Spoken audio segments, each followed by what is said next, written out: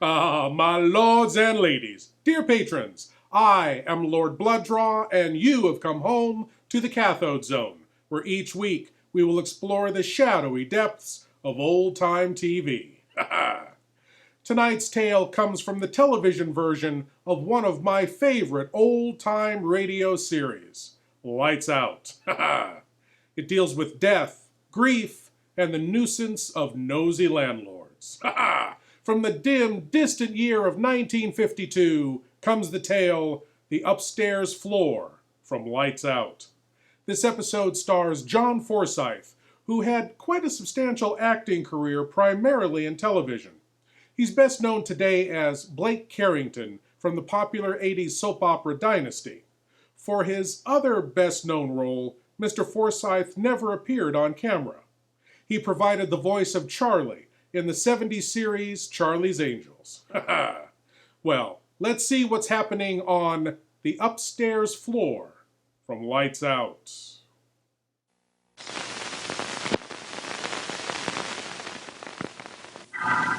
Lights Out.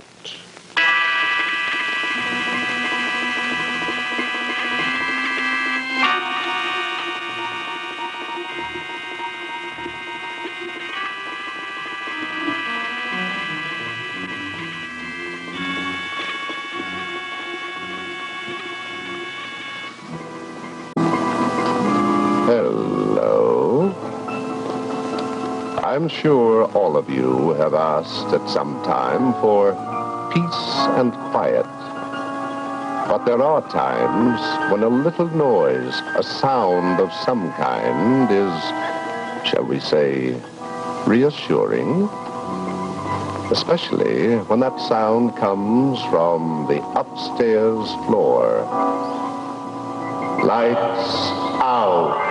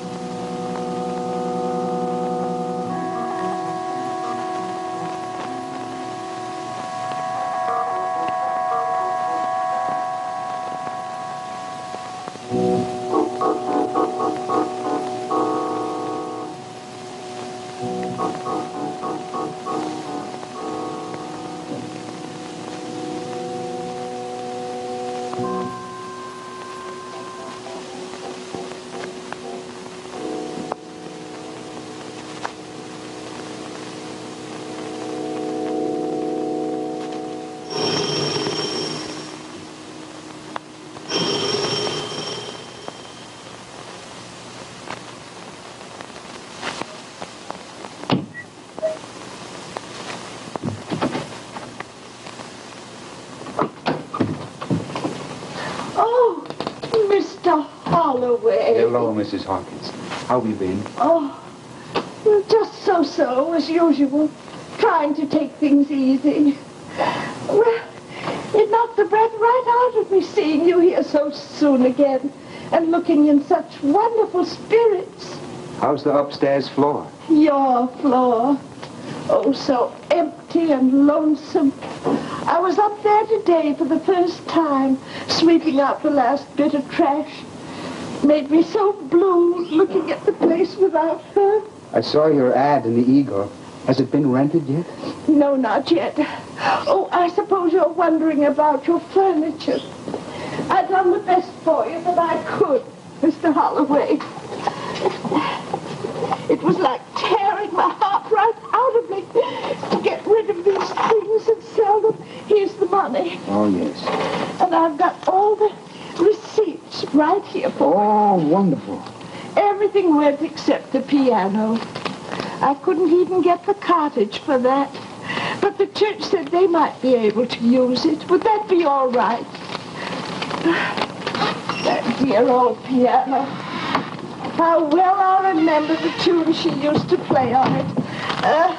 What was the name of it? Danny boy.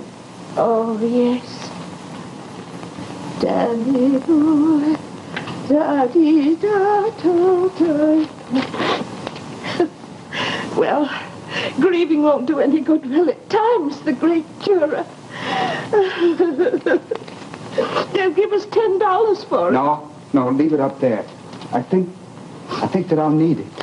You need it? Oh, Mr. Holloway, you can't play a note. No, I mean for my furnishings. You see, I'd like to rent our floor back. Oh, no. That'd be awful. Why?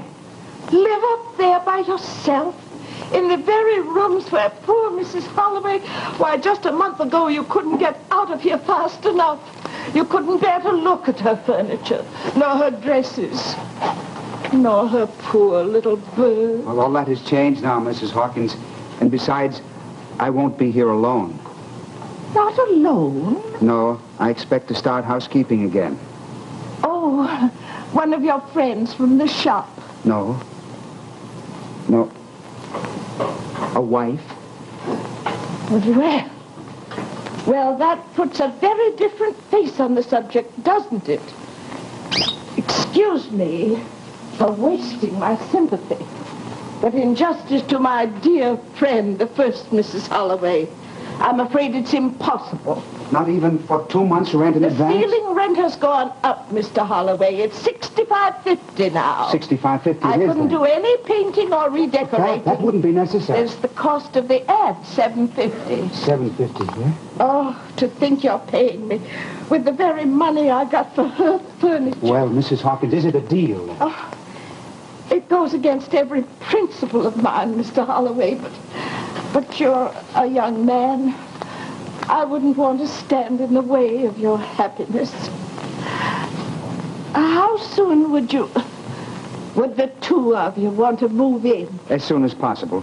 And could I have the key now? Oh, yes. Thank you. And when the movers come, would you let them in with the furniture? Yes.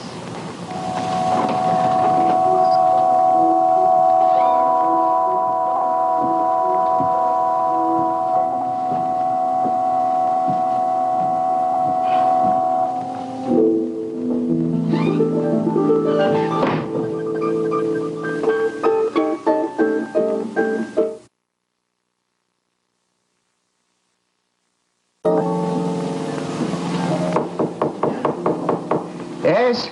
It's me, Mrs. Hawkins.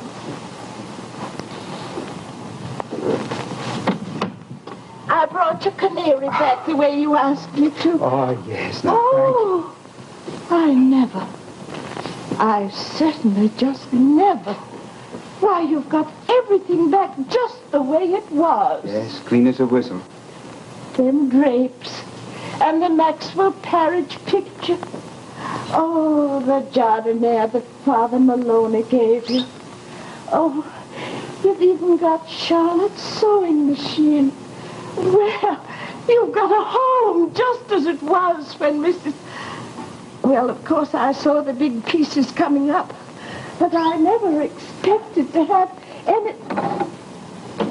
Oh, Mr. Holloway, you've got Charlotte's rocker.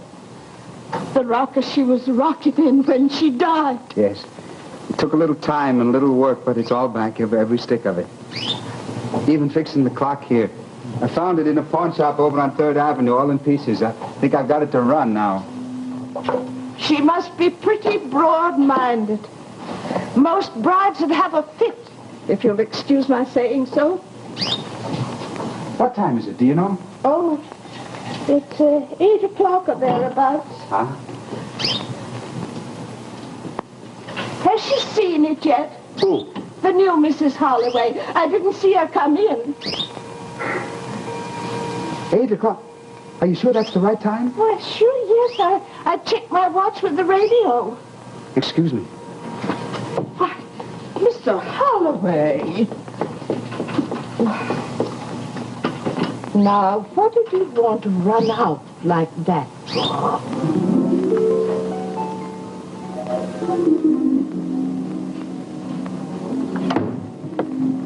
Good morning. Oh, Mr. Holloway. Why, I didn't didn't hear you come in.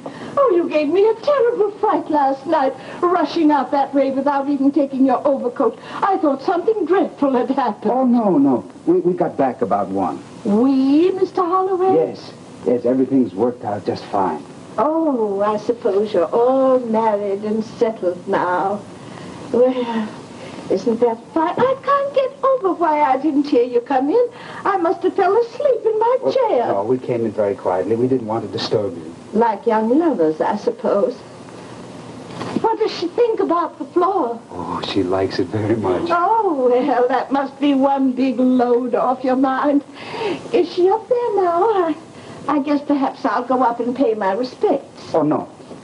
No, that's very kind, but I don't think you should disturb her right now. You see, she's pretty tired, the trip, and she doesn't feel very well. I have no intention of disturbing her, Mr. Holloway. That's not my way. This afternoon will do just as well. I wouldn't disturb her this afternoon either. In a day or two or a couple of weeks, maybe. Please, Mrs. Hawkins, give us a chance. Well, if that's the way you feel about it, Mr. Holloway. Personally, I wouldn't push myself in on the king himself, for that matter.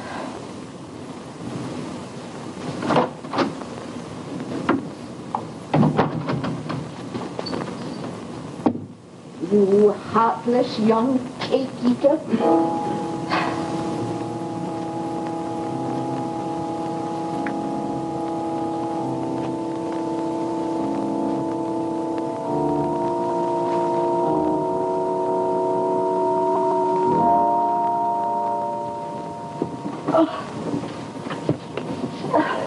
Mrs. Holloway, it's your new landlady, Mrs. Hawkins.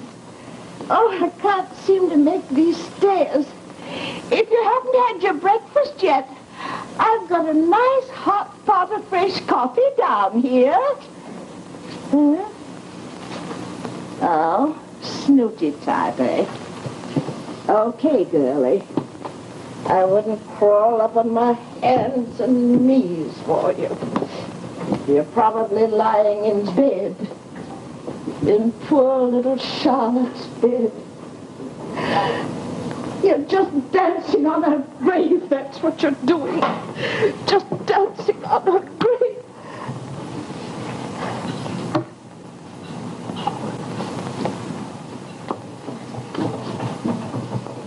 Mrs. Holloway, I'm on the dumbwaiter shaft. The door to it's just outside your front parlor door in the hall. Well, maybe she can't hear me because the dumbwaiter's in the way. I'm pulling the dumbwaiter down to the bottom of the shaft, then we can talk better. Yeah.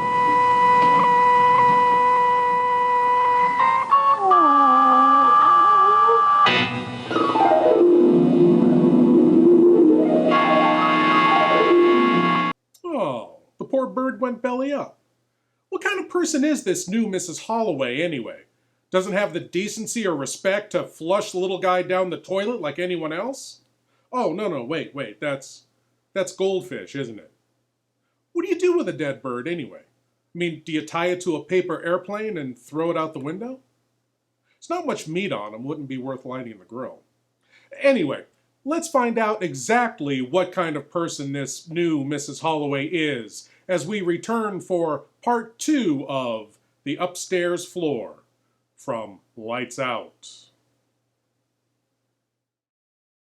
Mr. Holloway. Yes? Do me the favor to step in here a moment, please. Mr. Holloway, I am not one to expect any intimacy. I don't even expect a friendly cup of afternoon tea. All I expect is common or garden courtesy from certain people these days. But when somebody has been here for over a week and never has spoken to me, has never answered when I knocked on the door... You went up there? You disturbed her? Out of the goodness of my heart, Mr. Holloway. I took her a cup of my richest chicken broth. $2.52, not counting the rice that went into it. And yesterday, a nice custard. You shouldn't have. I told you. She's not well. Did you see her? How could I, when you changed the lock on the parlor door? Oh, now, really, Mrs. Hawkins. Now, if she's not well, somebody ought to be there to take care of her. It's not right to have a person in there. What does she do all day anyway, lie in bed? I've never heard so much as a footstep. I haven't heard a dish rattling. I haven't heard any water running. Who washes your socks? I haven't seen her take in any milk bottles. She's still pretty weak, Mrs. Hawkins. Well, then you should have somebody to take care of her. It's not right for an invalid like that to be alone. Well, thank you, but we're getting along. We're doing very well, thank you. Well, it's not right for her to be locked in there all the time. There might be a fire. Suppose there was a fire, she might get burned up or Take my something. chance on that. Well, just as you think, Mr. Holloway.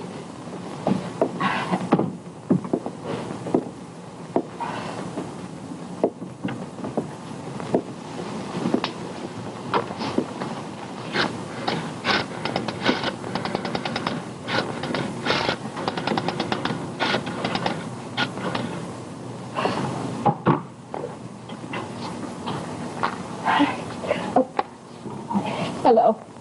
Hello. Is this Fred McIntyre, the plumber? Oh, I want to speak to Mr. McIntyre, the plumber. Yes, please. Who is this? Oh.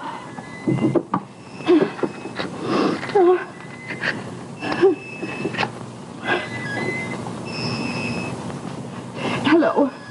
Is this Fred? Fred McIntyre? Oh, this is Elsie Hawkins.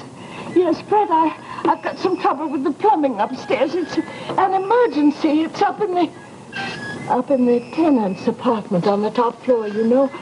Fred, rock.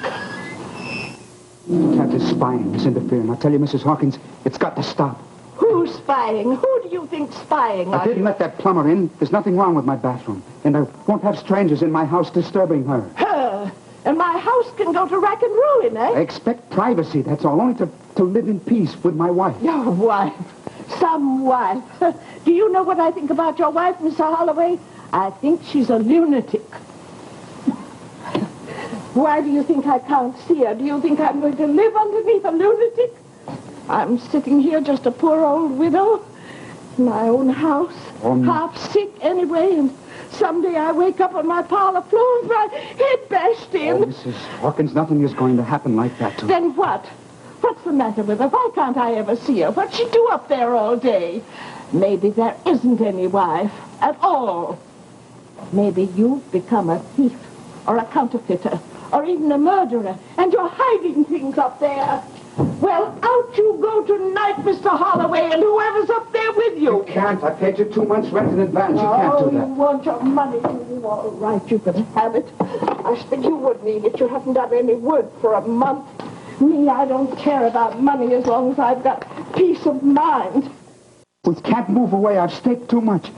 If I promise you that there's nothing to fear, would you reconsider? On the same terms that you had this past month? There's no other way. No, I won't put up with it. Here, out you go tonight. You and her, or I'll call the police.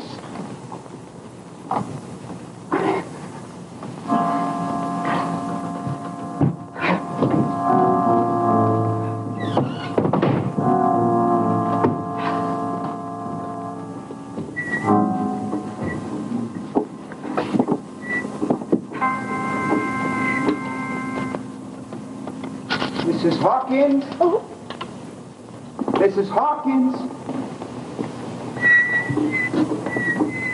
yes? I've just spoken to my wife. She wants to see you. Oh? Yes, we've changed our minds. It'll be on your terms now. Okay? Did you hear me? Yes, I heard you. Then will you come up right away?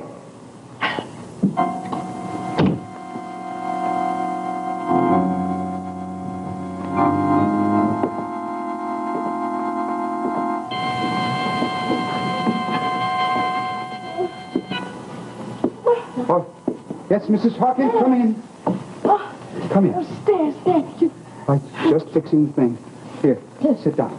Oh, This was your favorite here, isn't it? yes. Here, please sit down. Now, what will it be? The usual 2 lumps? Yes, I... It's the door. I can never keep it from slamming. Mrs. Holloway. She's here. I thought she wanted to see me. You told me she did. Yes, she's just changing her dress. Mrs. Hawkins is here, Charlotte. Are you almost ready? Charlotte. Yes. She always changes her frock when we have visitors. Such a dainty little thing. You'll still find her. Charlotte was the first Mrs. Holloway. Yes. Who else did you think? The first Mrs. Holloway is dead. No. No. Not dead.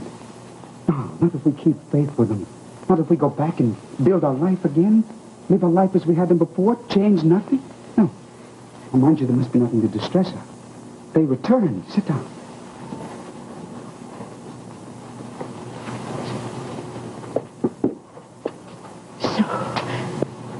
That's what you were doing up here all the time.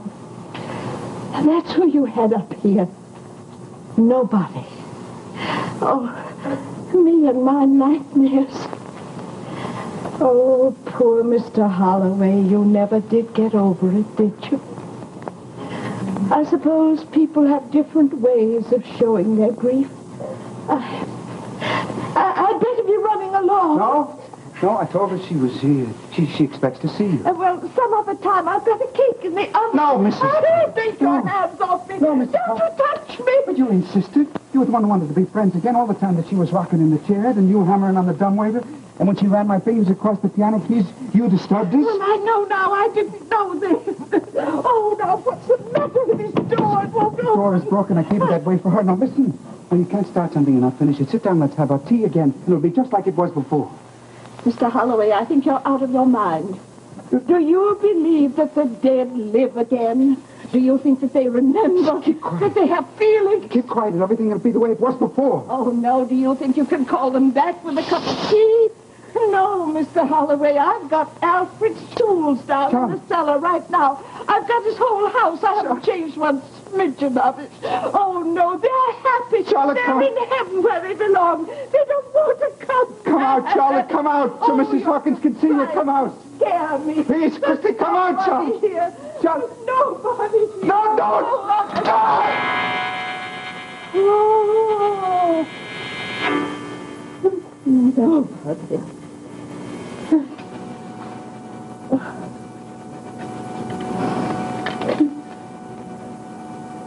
God, you chased her away.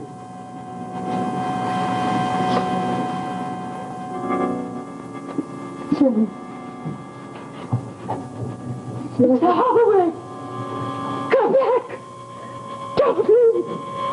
Hello.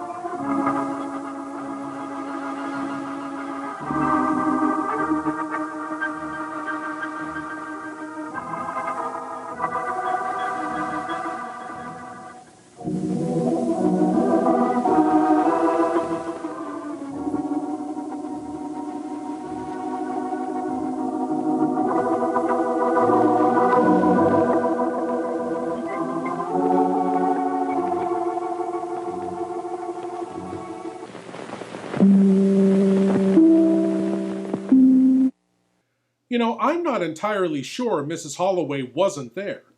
The door slammed, didn't it? The rocking chair moved. Did Mrs. Hawkins uncover Holloway's insanity? Or did she blow a perfectly fine marriage by chasing the ghost bride away? Ponder that until next week, when I hope you'll join me again, dear patrons, as we tour the dark depths of what TV used to be. Ha ha! As always, I am Lord Blood-Rah saying, you're always at home in the Cathode Zone.